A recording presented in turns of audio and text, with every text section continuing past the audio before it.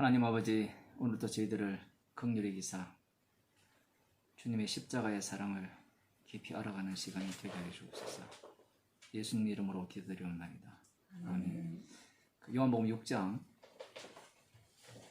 13절 말씀을 조금 더 살펴보도록 하겠습니다. 예수님께서 저희가 배 부른 후에 예수께서 제자들에게 이르시되 12절인데요. 남은 조각을 거두고 버리는 것이 없게 하라. 그렇게 말씀을 하셨습니다. 배불리 먹고 난 뒤에 남은 조각이 그걸 다 거두고 버리는 것이 없게 하라 라고 말씀하신 이유는 아껴라, 낭비하지 말라, 너희들이 나를 따라다닐 때 필요한 도시락이다, 이것을 위해서 이렇게 말씀하신 것은 아니죠. 이에 거두었어요. 거두니까 보리떡 5개로 먹고 남은 조각이 12바구니에 찼더라. 먹고 남은 그 보리떡 5개로 먹고 남은 조각이 12바구니에 가득 찼다라는 거예요. 넘치는 게 아닙니다. 가득 찼다라는 거예요. 그러니까 가득 차는 거하고 넘치는 거는 달라요. 사람들은 이 본문을 갖고 예수님께서 우리에게 주시는 생명의 양식이 가득 차고 넘친다, 뭐 이런 생각도 갖게 되거든요. 떡을 먹고 배부르고 그리고 12광줄이나 남았기 때문에 이 생명의 양식은 차고 넘친다, 뭐 이런 식으로 사람들이 생각을 합니다. 그렇게 생각하는 사고방식은 그 뒤에 나오는 이 사람들이 떡을 먹고 배부르니까 예수님을 임금 삼으려 하는 마음과 다르지 않다라는 거예요. 예수님을 임금 삼으려는 목적은 자기 구원입니다.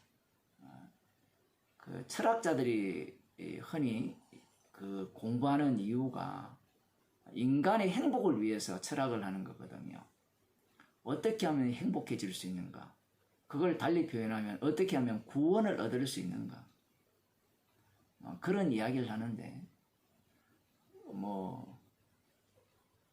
그 구원은 여러 종류의 어떤 방식으로 이렇게 말해지는데, 요즘 철학 같은 경우에는 자기 자신이 구원자고, 그러니 구원을 얻으려고 노력할 필요도 없고, 네가 하고 싶은 대로 그야말로 막 사는 것이야말로 너의 구원이다, 이렇게 이야기를 합니다. 그 인간 자체를 이제 신의, 소리 좀 꺼주세요. 신의 자리에 두어서 네가 하는 일 자체가 너의 일 자체가 바로 신의 일이고, 너가 하는 모든 일이 너를 구원하는 일이다, 이렇게 이제 이야기를 하는 거죠.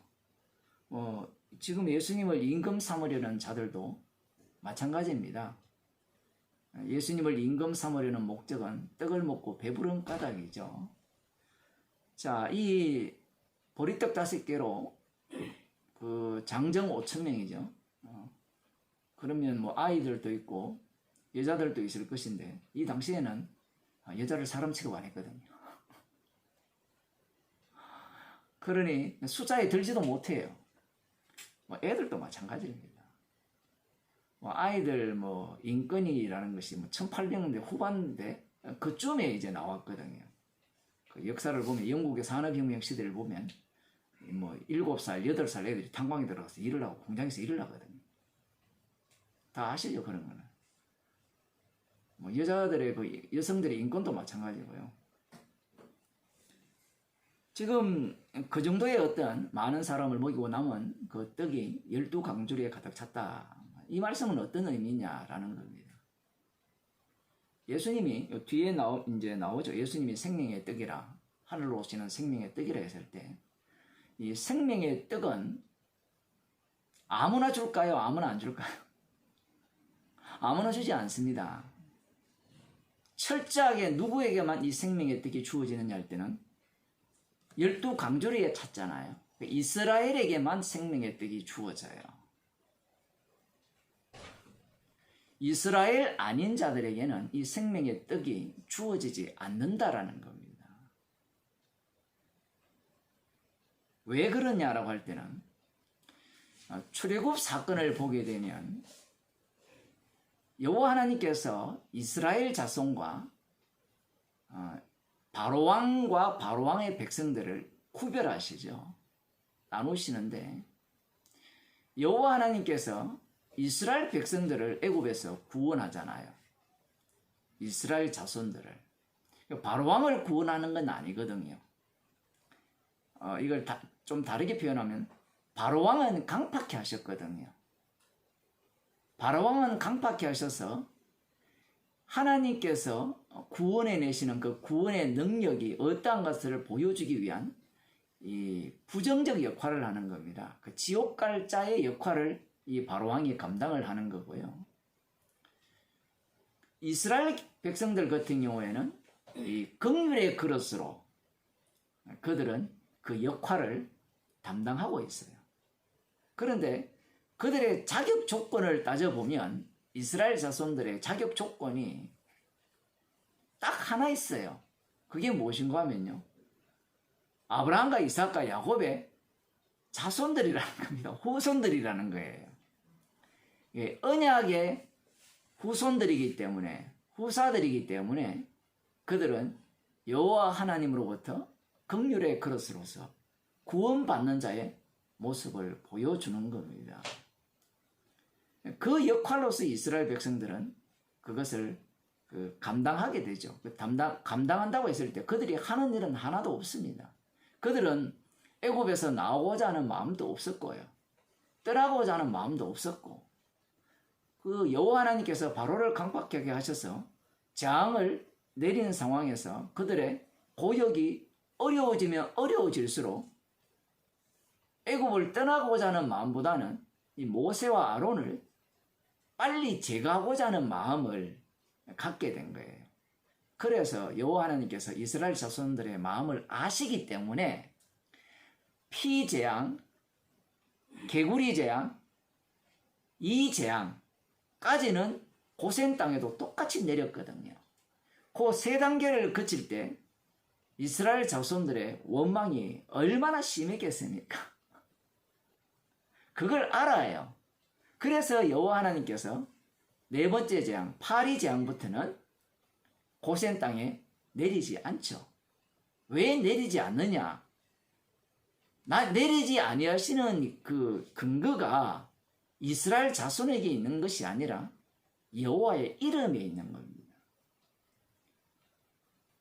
이스라엘 자손은 어떻게 구원을 받을 수 있느냐, 구출을 받을 수 있느냐라고 할 때는 그것은 언약 때문에 그렇죠. 그러면 바로왕은 왜 강팍하게 되었느냐? 그것도 언약 때문입니다. 언약에는 두 가지 요소가 있어요. 하나는 심판의 기능이 있고 하나는 구원의 기능이 있어요. 그런데 심판과 구원이 어디에서 나오느냐라고 할 때는 그 언약의 희생물에서 나오는 겁니다.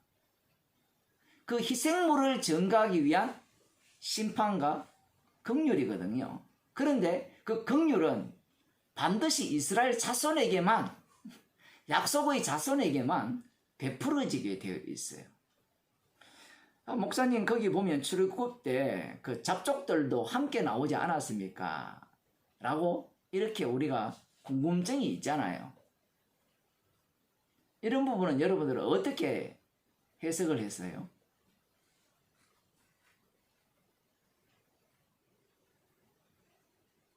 하나님의 말씀 자체가 방금 제가 한 말에 의하면 모순이잖아요. 그 잡족들 중에 대표자가 누굽니까? 갈렙이죠. 갈렙 같은 경우에는 이 그니스 족속입니까? 완전히 이방인이거든요. 그런 사람도 지금 그 출애굽 대열에 합류해가 있어요. 그런 것들을 보게 되면 이스라엘 자손이 아니더라도 구원을 받네요. 그러면 제가 방금 말씀드린 그 긍휼을 베푸시는 구원을 보여주는 그 역할로서의 이스라엘, 구원은 이스라엘에게만 주어진다. 이스라엘에게만 구원이 있다라고 한 말이 맞지 않지 않느냐. 이 부분을 해소를 해야 돼요. 쉽게 이렇게 사람들은 얘기를 해버리거든요. 신약에서 보면 이방인에게도 구원을 미치게 하려 함이라 이렇게 나오니까, 자, 사도 바울이 분명히 로마서에서 그런 말씀을 하거든요. 유대인이 거부하기 때문에 그들이 권인한 그 자리를 이방인이 이 접붙임을 받아서 그 구원에 참여했다라고 하거든요. 그런데 그 최종 결론이 무엇입니까? 최종 결론이 온 이스라엘이 구원을 얻게 하려 함이거든요.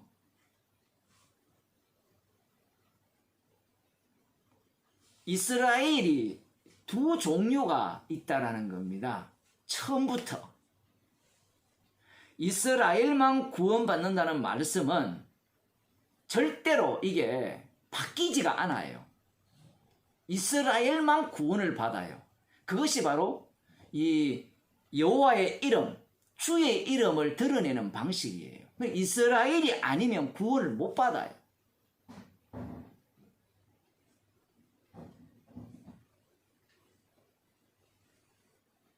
이 부분에 대해서 사람들은 이렇게 생각하죠. 아, 이방인들도 구약시대에 벌써 구원의 대열에 합류했다. 그러니 이스라엘 자신들만 선민이고 구원받는다는 생각을 버려야 된다라는 생각을 우리는 신학교 다니면서 배우고요. 실제로 그렇게 말을 해요. 그렇게 되어버리면 구약 성경을 읽어나갈 때 이스라엘 중심이 사라져버립니다.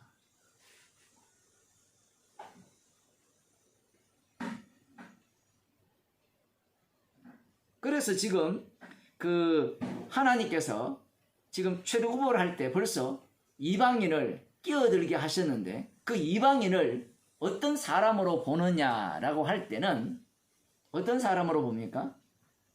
이스라엘의 군대로 봐요. 아, 그들은 잡족이기 때문에 이스라엘 군대에서 배제된다? 배제되었다면 갈렙도 배제되어야 되죠. 갈렙이 이방인인 건 아시죠? 몰랐습니까?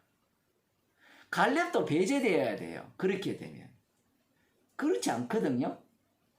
그래서 하나님께서 이미 출애굽 당시에 새로운 이스라엘을 만들었죠. 원래 그게 이스라엘이니까. 그전에는 그냥 야곱이 이스라엘이고 이스라엘의 자손들만 있었으니까. 그 이스라엘이 바로 여호와 하나님의 군대라는 겁니다. 그러니 하나님의 긍휼, 그 구원은 오직 이스라엘 백성에게만 주어지는 구원입니다. 12강주리에 그 떡이 가득 찼다는 것은, 이 생명의 떡은 오로지 주님이 자기 백성에게만 주시는 생명의 떡이에요. 마태복음 15장을 한번 보겠습니다.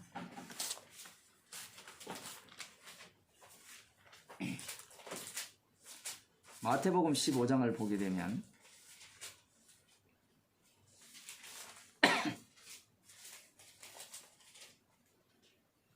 15장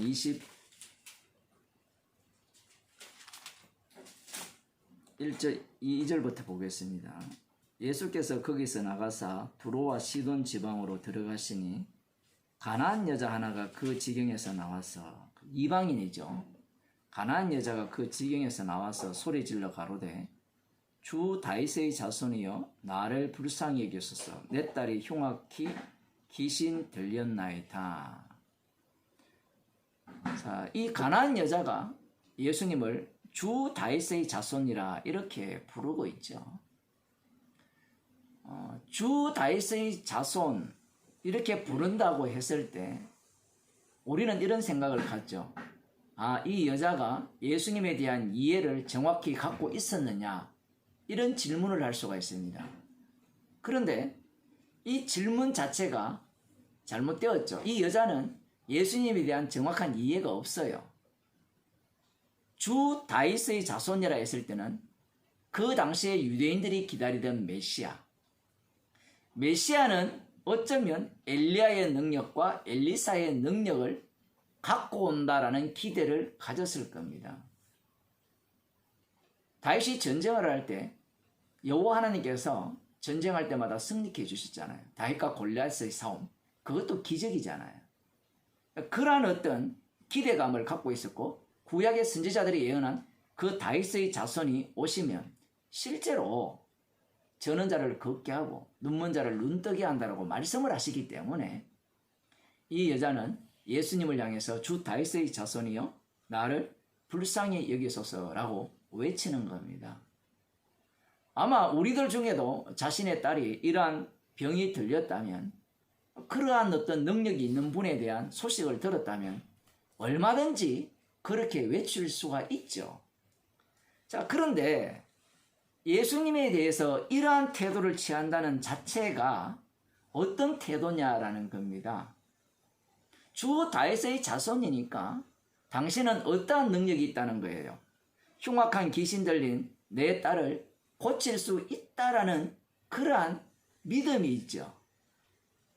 이걸 마귀적으로 표현하면 당신이 주 다윗의 자손이 맞느냐? 맞다면 내 딸 고쳐봐, 이 얘기예요. 여기에 보면 번역이 어차피 자기가 어리잖아요. 이 여자가 어리니까 누구든지 겸손하게 이렇게 말할 수밖에 없잖아요. 불쌍히 여겨달라. 우리들도 그렇잖아요. 병에 걸리면 의사들한테 공고분하잖아요. 예방주사 다 맞았잖아요. 그죠? 백신. 저도 그저께 맞았거든요. 그 주사 맞는 사람 앞에 가면 다 순한 양이 돼요.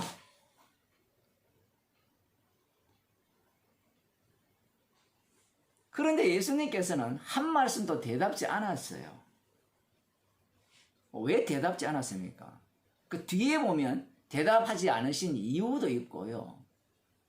지금 이 여자의 외침은 사실은 악마의 외침이에요.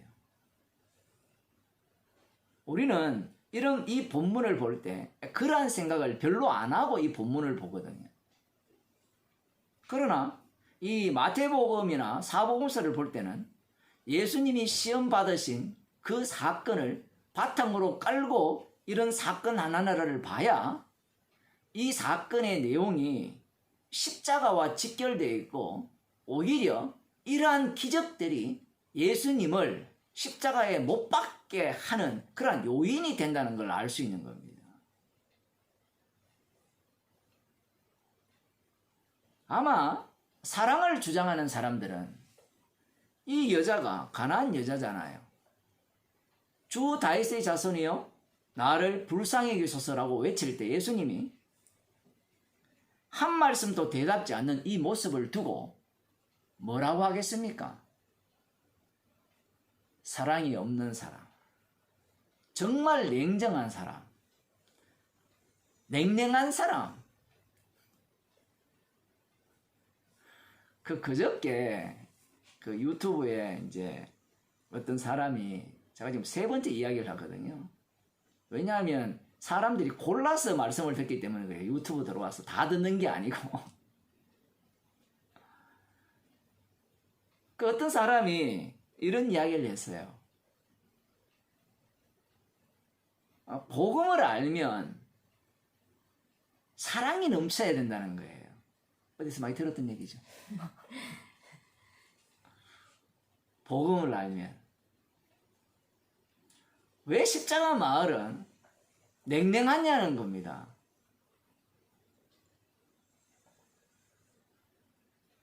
뭐가 냉랭한 거예요? 아마 자기 집에 사춘기 애가 있으면 말도 안 할 거예요.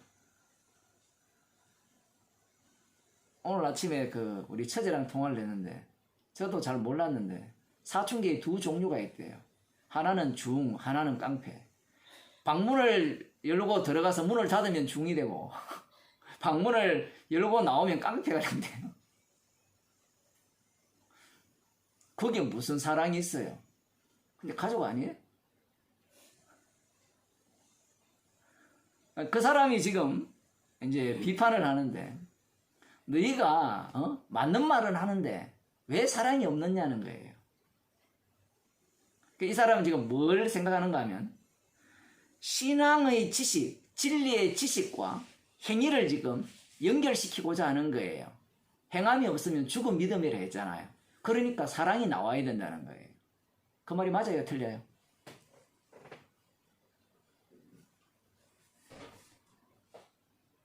맞는 말인데 맞는 말이 아니죠. 방금 이 가나안 여자가 주 다윗의 자손이여라고 외쳤잖아요. 이 말이 구약 성경에 근거하면 예수님은 주 다윗의 자손이 맞죠. 그 맞는 말인데 그 속에 담겨 있는 내용은 무엇으로 채워져 있습니까? 내 딸 고쳐주세요. 이게 담겨 있어요. 그게 무슨 주 다윗의 자손입니까? 그 사람은 성경에서 말하는 사랑을 절간에서 말하는 이웃사랑, 천주교에서 말하는 이웃사랑, 안산홍 하나님의 교회에서 말하는 이웃사랑,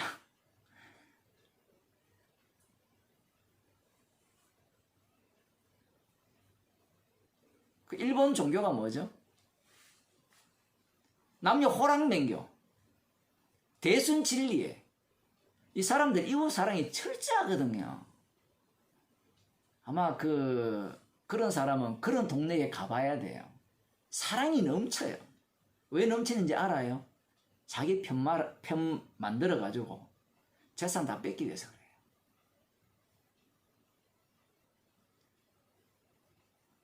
내어주고 나중에 다 뺏겠다는 겁니다.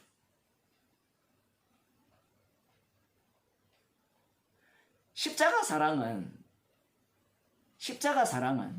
항상 어떻게 드러납니까? 죄인이 등장할 때 그 사랑이 등장하거든요. 죄인이 없으면요, 죄인이 아니면 사랑이 안 나타나요. 정말 어렵죠, 이런 게. 그 고린도전서 13장에 보면 사랑을 말씀하시면서 이런 얘기를 합니다.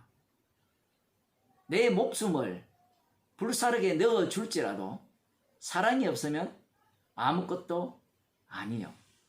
이 사람이 고린도전서 13장을 알고 있을 건데 읽어봐도 무슨 말인지 모르죠. 자, 타인을 위해서 목숨을 내어놓는 것보다 더 큰 사랑이 없다 했잖아요. 예수님이 그런 말씀을 하셨거든요. 그러면 다른 사람을 위해서 자기 몸을 불사르게 내어주면 사랑입니까? 사랑이 아닙니까? 사랑이지. 우리가 사람들이 육에 속한 사람들은요, 100이면 100이 다 사랑이라고 이야기합니다. 그런데 고린도전서에서는 그 사랑하는 것을 두고 사랑이 없으면 아무것도 아니라고 해버려요. 그러니까 사랑은 역시 두 종류가 있다는 거예요. 그래서 우리가 하나님을 먼저 사랑한 것이 아니요, 우리가 하나님을 먼저 사랑하는 사랑은 어떤 사랑이냐라고 할 때는 우상숭배예요.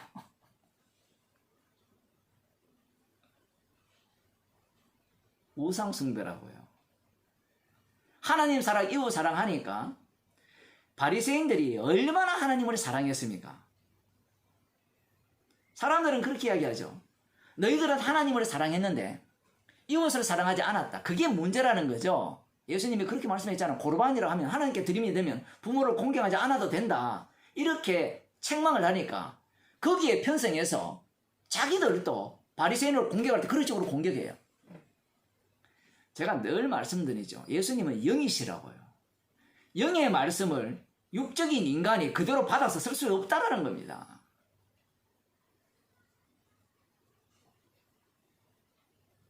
예수님의 그 말씀은요, 그 고르반이라는 자체가 우상숭배라는 얘기예요.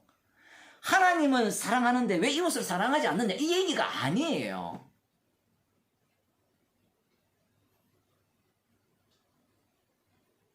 그들이 왜 그렇게 열심히 율법을 지킵니까? 왜 그렇게 열심히 성전에서 제사를 지내요? 돈 아깝잖아요. 그렇게 하는 이유가 뭡니까? 자기가 영생 얻기 위해서, 자기가 이 땅에서 축복을 받기 위해서, 달리 말하면 자기가 행복하기 위해서 그렇게 하잖아요. 그게 우상이 아니고 뭐예요? 가난한 사람들이 왜 우상을 섬겼습니까? 자기의 행복을 위해서 우상을 섬겼죠. 왜 자기 아들까지 불가운데를 지나가고 그 인신 공양을 합니까? 행복을 위해서잖아요. 행복을. 그게 우상이거든요. 그 우상의 특징은 출애굽기 20장에서 여호와 하나님께서 말씀하셨잖아요. 너를 위한 것이 우상이라고. 그럼 너가 누구예요? 인간 자신이잖아요. 인간 자체가 우상 덩어리거든요. 그런 말씀, 예수님이 하시는 말씀들을 육으로 읽고 해석을 하니까 하나님 사랑, 이웃 사랑이 토라에 또 토라라는 말을 언급을 합니다. 그 사람이. 제가 댓글 삭제해 버렸어요. 그 글로서 이야기하기 시작하면 말장난밖에 안 되거든요. 나중에 보면. 뭐 쓸 수도 있지만 그 사람이 하고자 하는 이야기는 왜 사랑이 없느냐 얘기예요. 복음을 안다면 사랑을 내놔라는 거예요. 그럼 제가 묻겠어요. 뭐가 사랑인데요?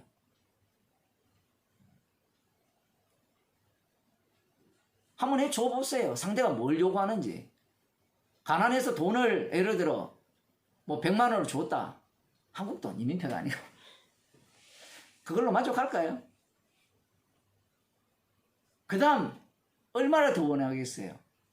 더 줬으면 좋겠다. 요즘 미국 같은 경우에 직장이 꽤 많대요. 근데 사람들이 직업을 안 구한대요. 왜 안 구하느냐? 실업 급여? 실업수당이 나온대요. 실업수당이 만만치 않거든요. 한국도 마찬가지거든요. 한국도 실업수당이 꽤 높아요. 그러니까 취직 안 하려고 하는 거예요. 그 심보가 모든 인간에게 담겨 있어요. 선악과를 먹었기 때문에.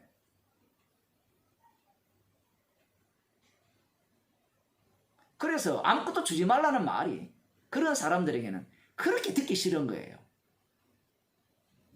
아, 예수님은 다 줬지 않냐? 뭘 줬어요, 예수님이? 예수님은 다 뺏었어요. 예수님을 섬기는 자들은 예수님께 다 바쳤잖아요. 예수님이 자기 목숨을 내어줬지 않습니까? 그 목숨이 네 목숨하고 같아요. 이게 육적인 어떤 현상들, 육적인 상황이 영적이라는 사실을 그들은 파악하지 못하는 겁니다. 그래서 그 사람이 그런 이야기를 하거든요. 우리 가운데도 그런 사건이 일어났기 때문에 제가 드리는 말씀인데 한번 해보세요. 더 요구하죠. 뭘까지 해줘야 돼요? 집 팔아서 다 해줘보세요. 집만 팔아서 안 되면 네 목숨 내놔라는 거예요. 간이라도 팔든지 콩팥이라도 팔든지. 그게 마음속에 무엇이 담겨있느냐 할 때는 자기가 생각하는 하나님 사랑, 이웃 사랑이 담겨있기 때문에 그래요. 악마가 심어준. 그러니 문제가 뭐냐니까 복음을 들으면서도 불만투성이에요. 감사가 안 나와요. 사망에서 생명으로 옮긴 그 십자가 사랑을 전해줬는데도 감사는커녕 그 사망의 생명 옮기는 거는 하나도 중요하지 않습니다. 내 손 안에 이 돈 지어주는 것이 중요하고요. 우리 집안을 도와주는 게 중요한 거예요.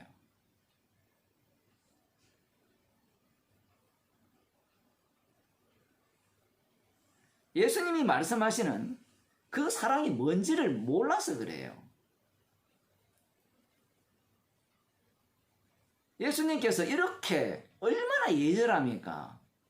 간절하잖아요. 아마 저 같은 건 돌아왔을 겁니다.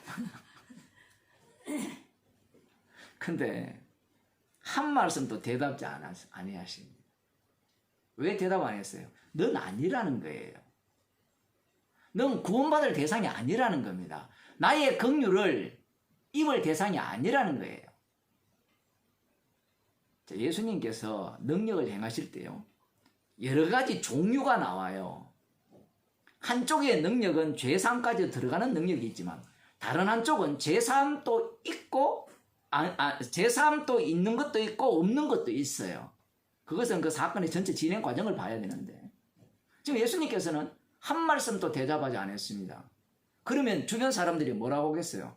이 사랑 없는 예수야, 율법에 뭐라고 했니? 하나님 사랑, 이웃 사랑했지 않느냐?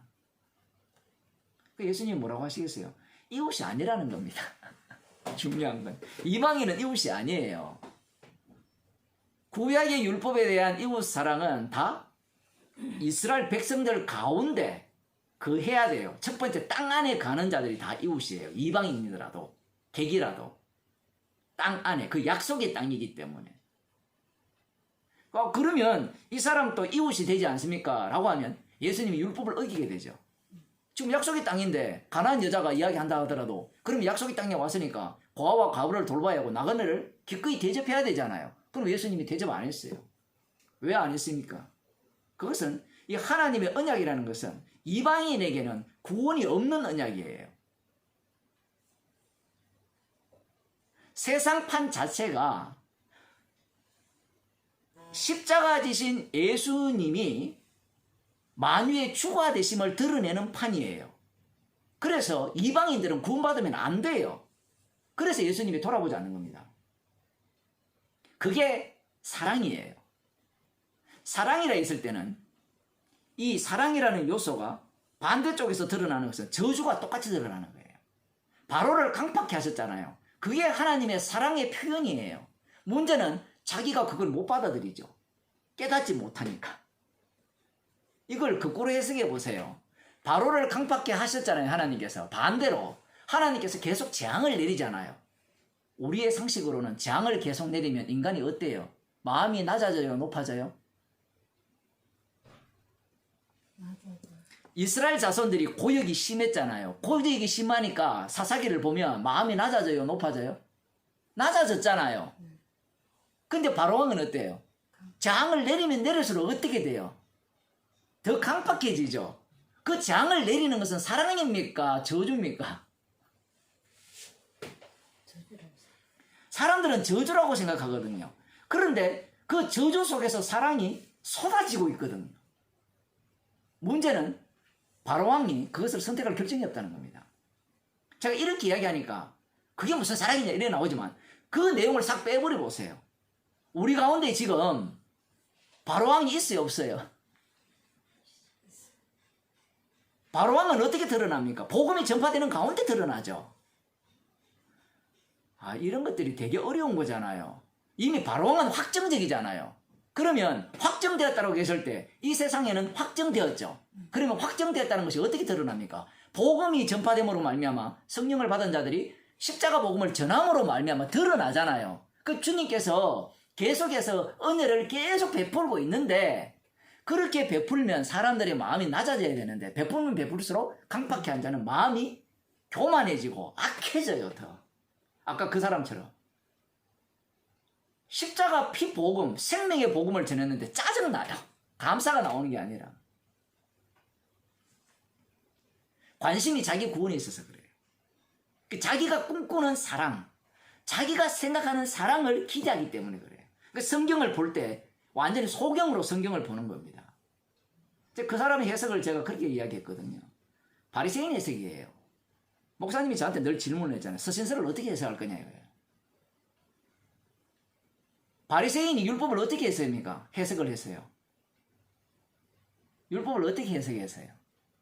예수님이 분명히 하나님 사랑, 이웃 사랑이라 했잖아요. 그 하나님 사랑, 이웃 사랑을 누구에 대해서 전가한다 했어요? 예수님에 대해서 전가한다 했잖아요.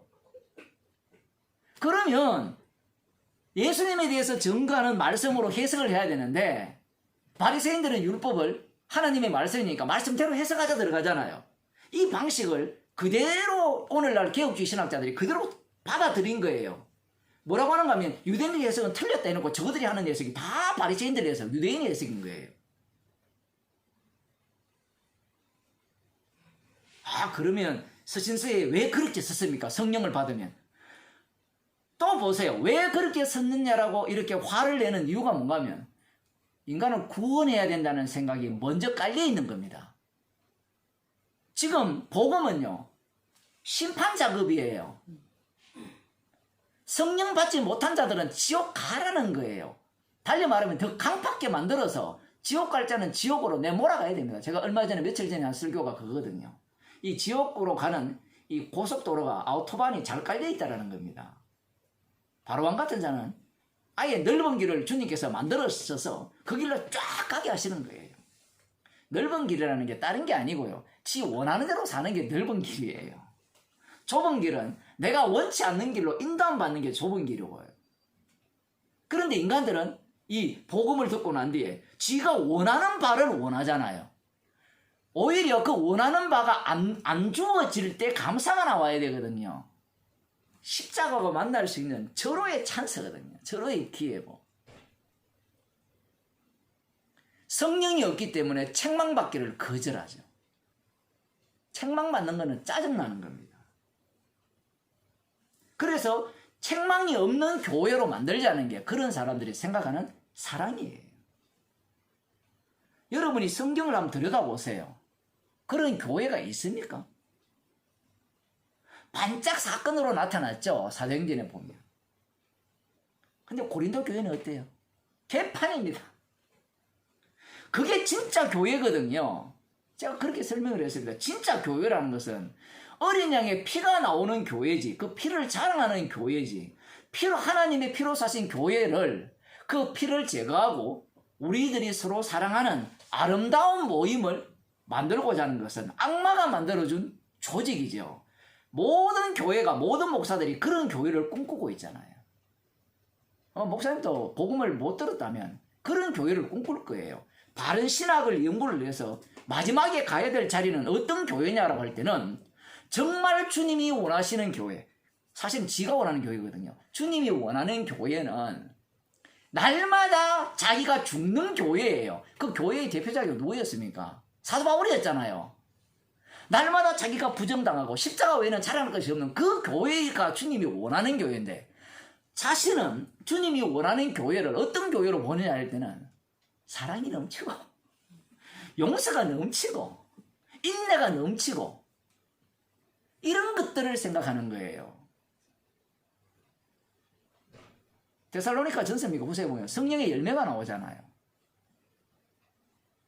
제가 그 말씀을 드릴 때 사람들은 그걸 갖고 성령의 열매가 있어야 되는데, 그 열매 있는 사람 한둘이가 아니에요. 세상에는. 그 열매라는 것은, 나무라는 것은 나무에 달려서 열매가 맺잖아요. 그러면 성령이라는 자체가 십자가를 갖고 책망을 하죠. 책망으로 인하여 나오는 열매들이에요. 그런데 그들은 책망 빼버리고 열매를 내놔라 그래요. 십자가 필요 없다는 얘기입니다. 그러면 목사님, 그 사랑과 희락과 안 나오면 뭐예요? 지옥 가야 마땅하죠. 나 복음 알아요. 이렇게 나오면 그것도 아니죠. 언제나 십자가가 나와야 되는데, 책망을 받아야 되는데, 그런 얘기하면 그 사람이 이제 그런 게 안이 꼬운 거예요. 복음 안다면서 열매도 없고. 지금 그 사람의 사움의 대상이 악마라는 걸 알아야 되는데 그걸 모르죠. 악마는 십자가를 제거하려고 하거든요. 그 사람만 문제가 있는 것이 아니라 그렇게 지 변명하는 것도 문제예요. 죄인인 게 무슨 자랑거리라고. 그 사람은 그런 걸 비아냥대거든요. 십자가 말을 사람들은 서로 죄인 되기를 경쟁한다고요. 그 설교를 하나도 안 들은 거예요. 무슨 말인지.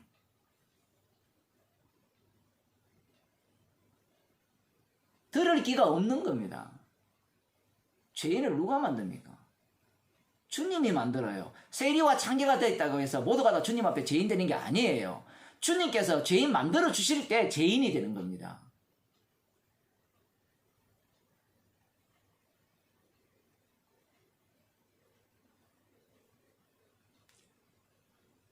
예수님께서 이 가난한 여자의 외침, 간절한 외침을 돌아보지도 않았죠. 제자들이 와서 청하여 말하되 그 여자가 우리 뒤에서 소리를 지르오니 보내소서. 좀 예수님 좀 처리해 주세요. 이런 얘기인데 귀찮다는 거예요. 야, 제자들 정도 되면 좀 사랑을 보여야 안 됩니까? 아마 우리 같으면 예수님 앞에 가서 예수님 저 사람 불쌍하니까 좀 고쳐주세요. 이렇게 나올 거예요. 그렇지 않겠습니까? 근데 제자들은 소리를 지르오니 보내소서. 그 예수님의 결정에 맡기겠다는 이런 표현이거든요. 예수께서 대답하여 가라사대 나는 이스라엘 집이 잃어버린 양 외에는 다른 데로 보내심을 받지 아니하였다. 이 말씀에 근거하면 보내는 것은 빨리 고쳐서 저 시끄럽게 하지 말게 해달라는 거예요. 하여튼 제자들도 재밌죠. 근데 예수님이 의외에 말씀하시죠. 나는 이스라엘 집에 잃어버린 양 외에는 다른 데로 보내심을 받지 아니하였노라. 이 말씀이 되게 어려워요. 왜 어려운가 하면 이스라엘 집의 사람들만 구원해야 되거든요. 이스라엘 사람들만. 근데 예수님은 이스라엘 집에 잃어버린 양 외에는, 그러니까 이스라엘이 있고 이스라엘에서 잃어버린 양이 있어요. 그럼 여기에 요 테두리를 치면 이방인에게는 보냄을 받지도 않았고요. 그리고 또 한 가지는 이스라엘에게도 보냄을 받았지 않았죠. 이스라엘에 잃어버린 양에게만 보냄을 받은 거예요. 이것은 이스라엘 속에 이스라엘이 있다라는 얘기입니다. 지금 예수님의 말씀은. 이스라엘 중에 잃어버린 양이 있다. 이스라엘이 있고 잃어버린 양이 있다. 이렇게 우리는 들릴지 모르지만 이스라엘 중에 누가 지금 이스라엘입니까? 이 말씀을 듣는 유대인들 자기들은 이스라엘이잖아요. 그 이스라엘이라고 하는 그들이 이스라엘이 아니고 이스라엘 중에 잃어버린 자만이 진짜 참 이스라엘이라고 예수님께서 말씀을 하시는 거예요. 그러면 이 얘기는 예수님이 분명히 혈통적으로 제한시키죠. 이게 우리가 흔히 생각하기 혈통적 제한이 없다면 이 가난한 여자에 대해서 예수님께서 고쳐주셔야 되죠. 이런 말씀을 하시면 안 되잖아요. 이스라엘 집에 잃어버린 양 외에는 다른 데로 보내심을 받지 아니하였노라. 아니했기 때문에 내가 이 여자를 고쳐서 돌려보내지 못한다 얘기거든요. 지금 예수님의 답변은 철저하게 이스라엘 중심입니다. 구원 자체가. 이스라엘을 구원한다는 것은 하나님이 에서와 야곱을 이미 야곱은 태어나기 전에 사랑하시고 에서는 태어나기 전에 미워하셨죠. 이 말씀을 취소한 적이 없어요. 그걸 거꾸로 돌리면 십자가의 능력은 바뀌지가 않아요. 변함이 없는 겁니다.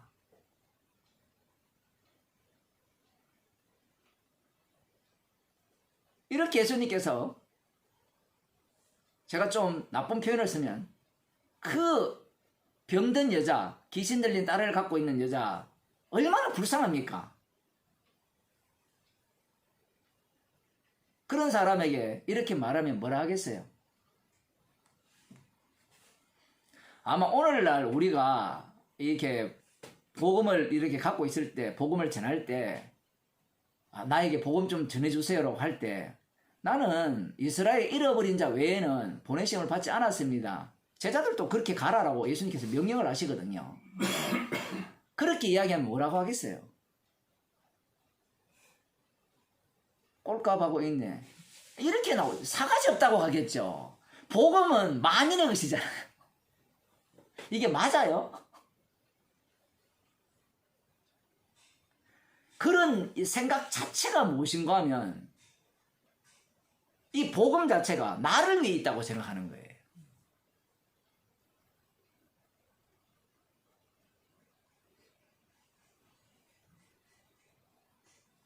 나를 위해 있는 복음이 아니에요. 복음 자체는. 그 기쁜 소식인데 나를 기쁘게 하는 복음이라 생각해요. 과연 그렇습니까? 이스라엘을 애굽에서 구출할 때 누가 기뻐하는 구출입니까? 여호와 하나님의 이름을 드러내는 구출이기 때문에 여호와께서 기뻐하시는 구출이에요. 구원이에요.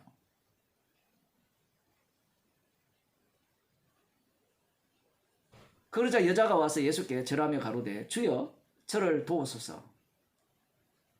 도와달라고 하는 겁니다.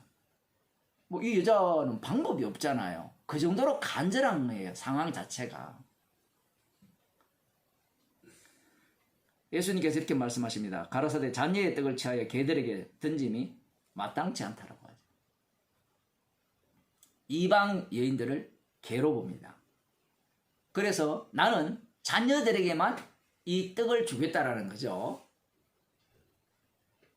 생명의 떡이라 생각하면 생명의 떡은 자녀들에게만 주어지는 것이지 이방인에게는 주어지지 않는다는 거예요. 그런데 자녀가 누구예요? 이스라엘입니까? 아니죠. 이스라엘 중에 잃어버린 자가 자녀들이죠. 야, 정말 이 말씀 자체가 너무나 이렇게 뭐랍니까? 놀랍잖아요.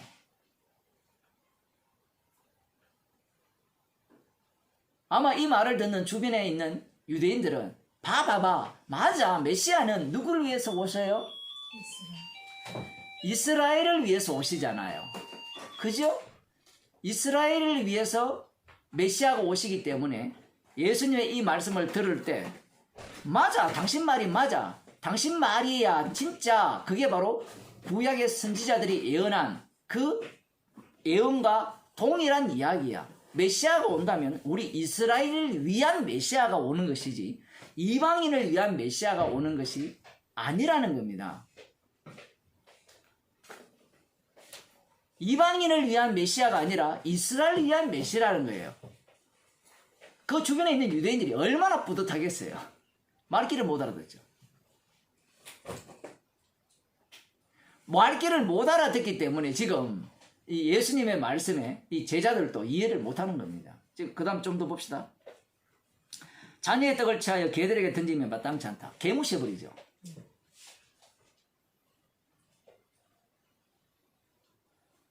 예수님께서 돼지에게 진주를 던지지 말라 이런 말씀을 하셨거든요. 개들에게. 그 말씀의 의미가 이런 의미죠. 왜냐하면 개나 이 돼지는 그 진주를 오히려 짓밟아버리고 던져준 자를 상하게 한다라고 말씀을 하시거든요. 그 말씀과 지금 마태복음에서 그 말씀이 나왔기 때문에 연장선상에서 보시면 돼요. 개들에게는 이 진주를 던지는 게 아니에요. 개들에게 이 자녀의 떡을 취하여서 주는 것은 마땅치 않다는 겁니다. 예수님은 다 아시죠? 그러면 정인들은 다 알아요, 몰라요? 모르죠? 그걸 잘 분별해야 돼요. 예수님은 다 아시고 일을 하시고 우리는 다 모르고 일을 하는 거예요. 정인이에요. 이 예수님께서 하시는 말씀을 다이렉트로 받아가지고 막 적용하려고 하거든요, 사람들이. 예수님은 이미 이 말씀 상황을, 사건을 통하여서 자기를 증거하고 계시거든요. 자기를 지금 어떻게 증거하시느냐. 그 내용이 지금 깔려 있는 겁니다. 누가 이스라엘의 잃어버린 자녀를 지금 말씀하고자 하는 거예요.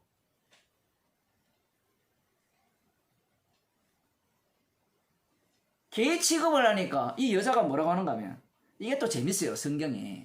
사람이 헬라어 이렇게 공부하는 사람들이 보면 여기에서 나오는 개는 실제로 헬라 단어를 보면 애완견이에요. 집에서 키우는 애완견. 이 단어고. 다른 쪽의 개는요, 그냥 잡아먹는 개. 단어가 이렇게 두 가지로 이 표현되어 있어요.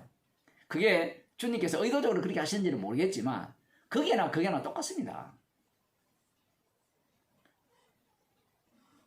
개는 개일 뿐인데요. 여자가 가로되 주여 올소이다마는 개들도 제 주인의 상에서 떨어지는 부스러기를 먹나이다. 야, 정말 이 여자는, 우리는 이렇게 생각할 수 있잖아요. 자기의 딸을 고치기 위해서는 이 정도로 낮아질 수 있잖아요. 얼마든지. 우리가 드라마 같은 거 보면 무릎 꿇고 그렇게 다 하잖아요. 애정사정, 그 애걸복걸 다 하잖아요. 자기를 낮추어서. 이 여자가 그 모습을 보이는 겁니다. 주님은 이 모습을 갖고 정말 이스라엘의 잃어버린 자의 모습이 어떠한가를 보여주는 거예요. 이 두 층이 깔려 있죠. 이 여자는 자기 딸을 고치는 데만 관심이 있는 거예요. 그러니 자기를 개 취급해도 좋다는 겁니다. 개를 취급하더라도 자녀에게서 떨어지는 그 부스러기라도 먹게 해달라고 그 말 못해요. 여러분의 자녀가 그러면 이 정도 말 못하겠어요? 하고도 남잖아요. 안 그래요? 이 여자는 지금 그런 태도를 보이는 거예요. 이걸 먼저 보지 아니하면 갑자기 사람들은 이걸 뭘로 보는가 하면 이 여자가 진짜 예수님을 믿었기 때문에 자기를 낮추어서 겸손하게 해서 정말 나는 개와 같습니다 해가지고 구원받았다 이래 나오거든요. 논리가.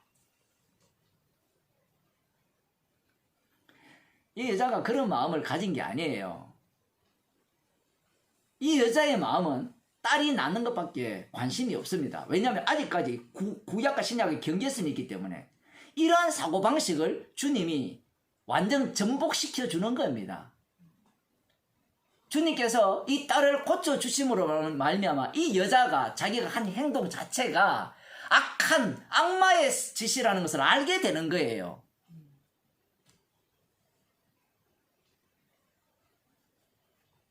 그러면서 주님은 이스라엘의 잃어버린 자의 마음이 어떠한가?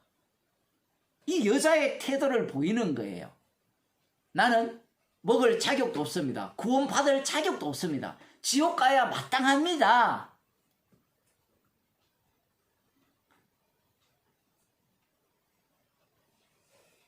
이런 고백 자체가 노림수가 또 있을 수도 있거든요. 그래서 제가 이 여자의 마음을 말씀드린 거예요.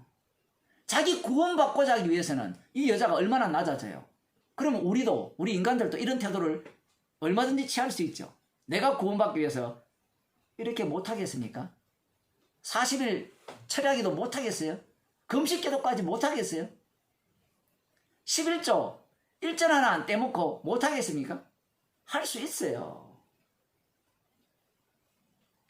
여기에 있는 어떤 분이 지금은 뭐 한국으로 갔지만 저한테 늘 자랑하는 게 있어요. 목사님, 저는 여기 와서 7년 동안 새벽기도 한 번 안 빠졌다고요. 가능해요, 그게. 저는 뭐 생중계하면서 뭐 시간도 한번 바꿔버리고 뭐 그렇게 하고 가정에 일찍 들은 거 올리고 이렇게 하는데 자기를 얼마든지 낮추고 겸손하게 할 수 있는 거예요. 나 개와 같습니다. 그 말 인간들이라면 누구나 할 수 있는 거예요. 그래서 지금 이 여자의 상황을 그런 어떤 인간이 끄집어내 놓을 수 있는 그 모습을 지금 보여주는 겁니다. 그래서 아까 제가 이 본문을 볼 때 마태복음 4장과 연결해서 봐야 이 본문에 제대로 된 본문이 보이는 겁니다. 그렇지 아니하면 구원론으로 가버리죠. 악마의 모습을 보인 거예요. 자, 그런데 예수님이 어떻게 말씀합니까? 이 예수께서 대답하여 가라사대 여자야 내 믿음이 크도다 네 소원대로 되리라 하시니 그것으로부터 그의 딸이 나으니라. 아, 정말 어렵죠, 이런 게. 이렇게 되어버리면 여자가 한 모든 일들은 믿음이 크다가 되죠. 인정이 되잖아요. 맞죠? 그런데 믿음은 하나님의 선물이죠. 선물은 십자가의 피 공로로 주어지죠. 그렇게 된다면 이 여자가 믿습니다가 소용이 있어요, 없어요? 없어요. 그러면 이 여자에게 주님의 믿음이 덮쳐져서 자신의 악마성을 마음껏 드러내면서 자기 자신이 그야말로 주인의 상에서 떨어지는 자녀가 먹는 그 상에서 떨어지는 부스기를 먹는 그러한 개와 같은 죽어도 마땅한 죄인임을 아는 인생으로 탈바꿈되는 겁니다. 아, 그런 내용이 성경에 어디 있습니까? 물으신다면 없으면 믿지 마세요. 만일에 이걸 육적으로 보게 되면 우리도 여자처럼 믿음을 가집시다. 자녀가 먹다가 찌꺼리가 흘리는 걸 개들이 먹듯이 우리들도 그러한 마음으로 주님을 만나고 주님의 말씀을 대합시다. 그러면 주님이 우리를 칭찬할 겁니다. 믿음이 여기 보면 내 믿음이 너를 구원했다라고 했잖아요.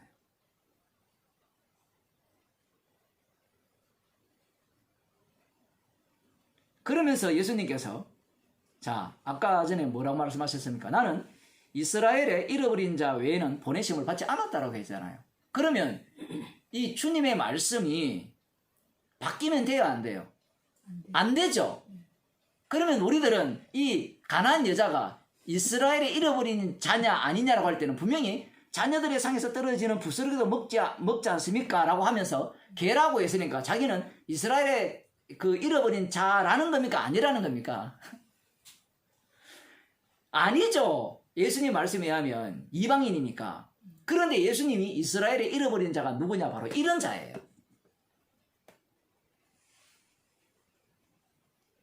잃어버린 자가. 얼떨결에 이 여자가 구원받은 게 아니에요. 예수님은 이스라엘 잃어버린 자 외에는 보내심을 받지 않았습니다. 그러면 이렇게 보게 되면 사복음서 전체에 나오는 예수님께서 구원하시는 인물들은 모두가 다 뭐예요? 이스라엘의 잃어버린 자고 그들이야말로 참 이스라엘이 되는 겁니다. 이런 거예요. 손을 들고 이스라엘의 잃어버린 자가 누굽니까? 묻지 마세요. 주님이 구원하는 자가, 용서하는 자가 이스라엘의 잃어버린 자고 그 자가 바로 참 이스라엘이 되는 겁니다. 문제는 유대인들은 자기들이 이스라엘이니까 구원받았다고 생각하는 거예요. 구원받았다고 생각하니까 자기들이 우리는 이 자녀가 먹는 떡에서 떨어지는 부스러기를 주워 먹는 개라고 인정할까요? 아니요. 생각할 수가 없죠. 말씀대로 살기 때문에 우리는 하나님의 백성이라고 생각하죠. 그러한 마음을 갖고 있는 자들은 이스라엘이지만 이스라엘의 잃어버린 자가 아니에요. 달리 말하면 하나님께서 잃어버리셨던 그 자를 구원하셔야 돼요. 거꾸로 얘기하면 잃어버린 경험이 없는 자는 이스라엘이 아닙니다. 그래서 누가복음에서는 탕자 비유가 나오잖아요. 그 장자와 그 탕자의 차이점이 뭐예요? 차자가 재산을 달라고 할 때 아버지께서 큰아들과 작은아들 둘 다에게 다 분배를 해줬어요. 근데 큰아들은 너무 훌륭해요. 아버지 밑에서 아버지가 시키는 대로 살아요. 분가를 해가지고 탕자가 돼야 되는데 탕자가 돼야 아버지의 마음을 전가할 수 있어요. 그런데 장자는 아버지의 마음을 몰라요. 아버지가 뭘 기뻐하는지. 여러분이 보실 때 그 형이 훌륭합니까? 동생이 훌륭합니까? 형이 훌륭하죠. 나중에 좀 삐진 게 좀 탈이 났어. 그렇지. 그런데 그렇게 형처럼 산 사람은 삐질 수밖에 없어요. 맞아요. 말씀대로 살고 율법대로 살고 안식일을 지키고 성전에서 제사를 꼬박꼬박 제대로 드렸는데 1회에 2번 금식하고 소득에 11조를 하고 그러한 자에 대해서는 너희들은 하나님 나라에 못 들어간다 이렇게 말하거든요. 오히려 세리와 창기가 너희보다 먼저 하나님 나라에 들어간다 이렇게 말씀을 하시니까 그들이 얼마나 화가 나겠습니까? 잃어버린 자에게 보내심을 받았다는 말은 주님에 의해서 지가 잃어버리는 게 아니에요. 주님에 의해서 잃어버림을 당한 자만이 이 예수님의 피공로를 전가하기에 가장 적합한 자라는 겁니다.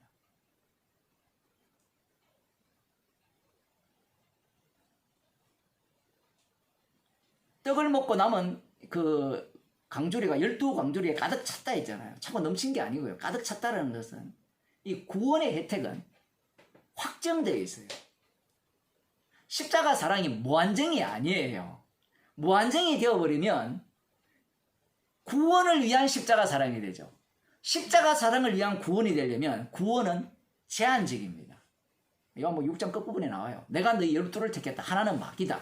그러니까 하나는 지옥 갈 자도 택하고 천국 갈 자도 택한 거예요. 둘 다 이 십자가이신 주님의 능력입니다. 왜냐하면 이 지옥 갈 자와 천국 갈 자가 모두가 다 십자가 지신 분을 전가하는 그분의 주되심을 전가하기 위한 주님께서 만드신 자들이기 때문에 그래요. 물론 성도들은 이 내막을 알고 있고 그렇지 않는 자들은 그 내막을 모르고 있죠.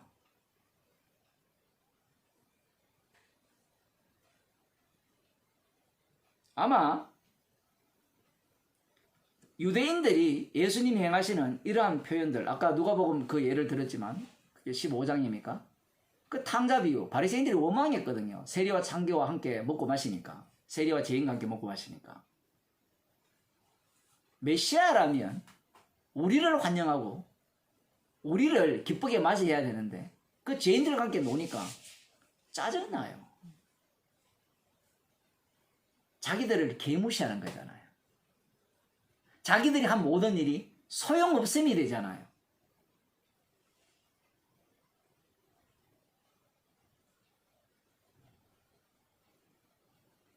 그러면 자기들의 한 모든 일들이 개와 같은 짓이다라는 것을 어떻게 알 수 있습니까?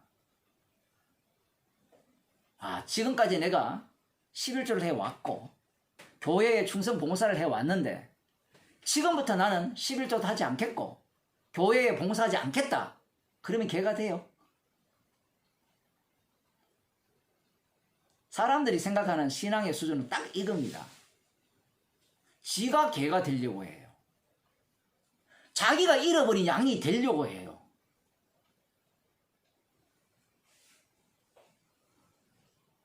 주님이 개로 만들어요.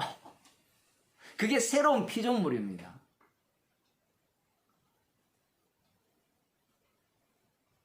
사도행전을 보면 3장입니까? 베드로와 요한이 기도 시간에 올라가잖아요. 성전에.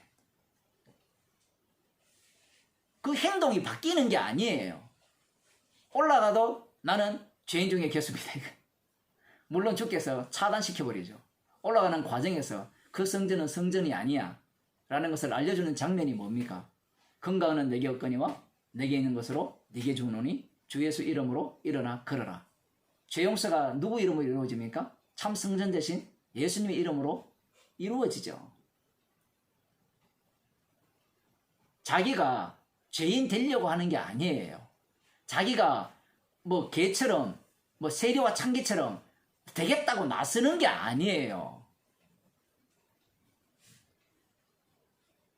이런 것들이 참 신기하죠. 구약 성경에 보면 분명히 여호와 하나님께서 율법에 창기를 두지 말라 했잖아요. 그죠? 말라 하셨는데 창기를 만든 분이 누굽니까? 아, 이런 것들이 되게 어렵거든요. 과와 가부를 선대하라 했잖아요. 과와 과부를 누가 만들어요? 주님이 만들어요. 독특해요, 이런 것들은. 창기를 두지 말라고 하셨는데 상황 자체가 창기가 생길 수밖에 없는 상황으로 몰아가는 겁니다. 그렇게 하시는 이유는 뭐냐라는 것은 간단해요. 너희들 다 창기란 얘기입니다. 너희들 안 받겠다는 거예요. 그런데 어떻게 너희들이 지금 하나님의 백성으로서 유지되고 있느냐고 할 때는 희생제물 때문이죠. 그러면 또 이스라엘 백성들은 그렇죠. 우리가 열심히 희생제물 드려서 주님께서 우리를 용서하셔서 하나님의 백성으로서 그 나라가 유지되고 있습니다. 천만의 말씀입니다. 너희들이 제사 드려서 죄 용서받은 게 아니에요.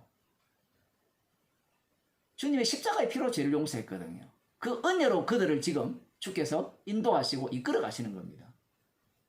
땅에 있는 자들은 그걸 모르죠. 내 믿음이 크도다 라고 말씀을 하니까 우리도 큰 믿음을 갖자. 그래서 교회가 큰 믿음 교회 이렇게 만드는데 그야말로 진짜 지랄을 해요. 지랄을. 믿음이 선물이잖아요. 내 소유 같으면 내가 큰 믿음을 갖자라는 게 말이 되죠. 내 소유 같으면. 선물이라는 것은 주신 것을 내어놓는 거예요. 지금 주님은 거꾸로 일을 하시죠. 저쪽에서 찾아왔는데 주님은 거꾸로 묻는 겁니다. 너에게 내가 준 것이 있니? 라는 거예요. 그 있다라는 내용을 지금 이 여자가 이런 태도를 보이는 거예요.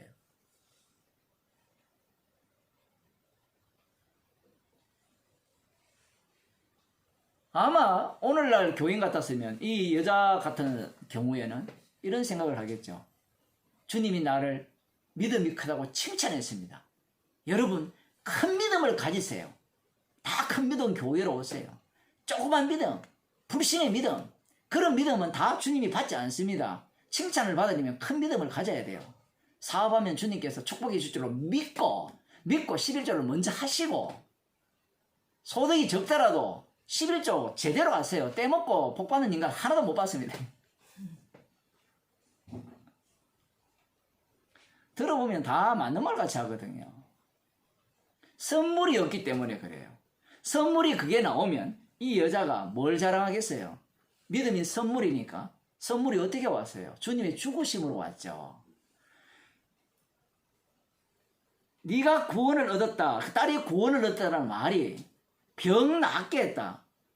구약적 표현이니까 왜 그런가 하면 율법 자체가 질병에 드는 것은 죄 때문에 질병에 걸리고 그 죄 용서가 되면 병이 낫거든요. 그 대표적인 경우가 그 문둥병 같은 경우죠. 거룩하다, 거룩하지 않다. 그래서 깨끗해지는 그 과정들, 그런 것들이 나오는데, 지난번도 살펴봤잖아요. 출애굽기 15장이니까 거기에 보면 그러한 내용이 나오잖아요. 애굽의 질병, 여호와 샤파라에서 치료하시는 하나님이라 이렇게 말씀을 하잖아요. 그래 예수님께서 네 구원을 받았을 때 이 내용을 예수님이 구약적으로 말씀을 하시면서 예수님께서 그 구약이 갖고 있는 본래 의미를 그대로 담아서 말씀하시는 거예요. 그래서 악마가 지금 누굽니까? 악마가 유대인들이 있죠. 유대인들은 구약의 율법에 무장되어 있잖아요. 무장되어 있으니까 그들에게 예수님께서 네가 구원을 받았다, 네 딸이 구원을 받았다라고 말씀하시는 순간 그들은 그걸 구약적으로 이해하는 겁니다. 병 나았으니까 재용서 받았죠. 그래서 누가복음에 보면 10문둥병자가 다 고침을 받았는데 구원받은 자는 한 사람뿐이죠. 사마리아 사람. 그 사건이 한 사건이지 않습니까? 한 사건이 전체를 다 이야기하는 거예요. 병 낫는 게 구원이 아니에요. 여기는 병 낫는 게 구원이 맞죠. 그것은 구약이 그렇게 되어 있기 때문에 그걸 보여주는 겁니다. 그런데 이 여인이 성령을 받게 되면 병 난 거는 뭐가 되죠? 아무것도 아니어야 되죠. 사망에서 생명으로 옮긴 것이 귀하잖아요. 이 지옥을 알아야 천국의 귀함을 알고 기쁨을 아는데 지옥을 모르니까 십자가의 피로 죄 용서해서 하나님의 자녀가 되었다고 해도 안 기쁜 거예요. 맞죠? 하나도 안 기쁘고 뭐가 기뻐요? 돈 생기는 게 기쁘고 사업 잘 되는 게 기쁘고 교인 많아지는 게 기쁘고.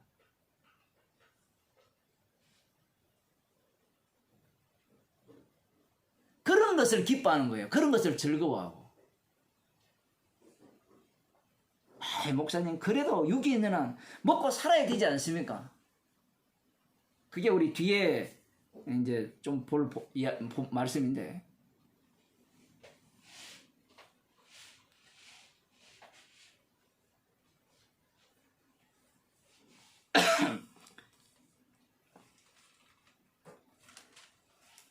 마태복음 10장 6절에 보면 예수님께서 이렇게 말씀하십니다.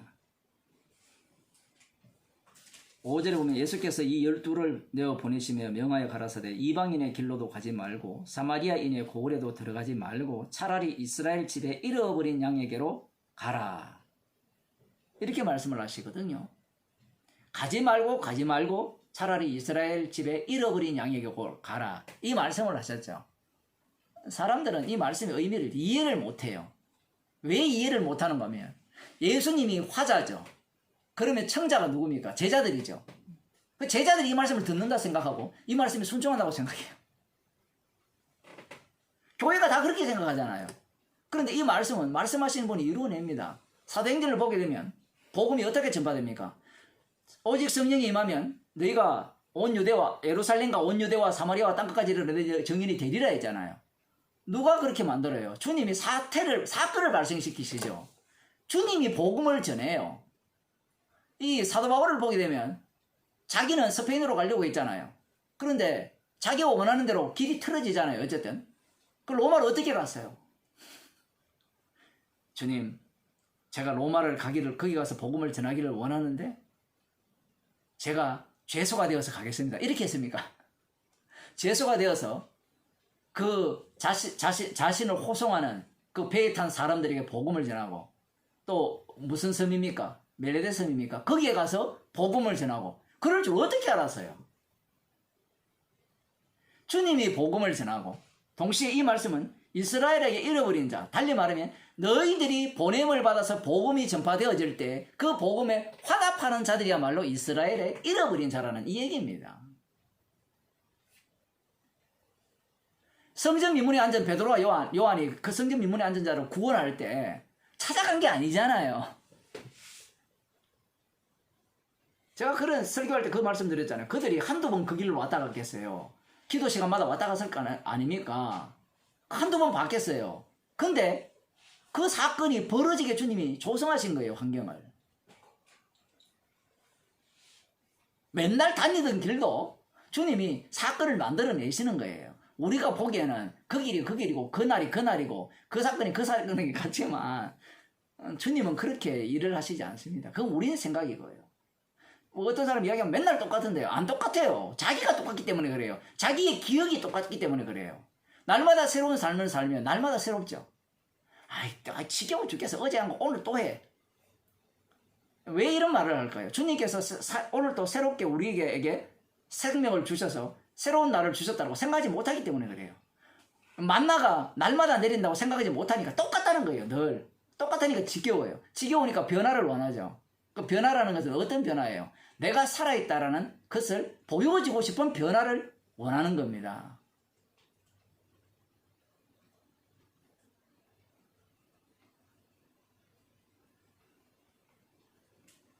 예수님께서 하신 말씀은 예수님이 친히 이루시는 말씀입니다. 그 다음 하나 더 보겠습니다.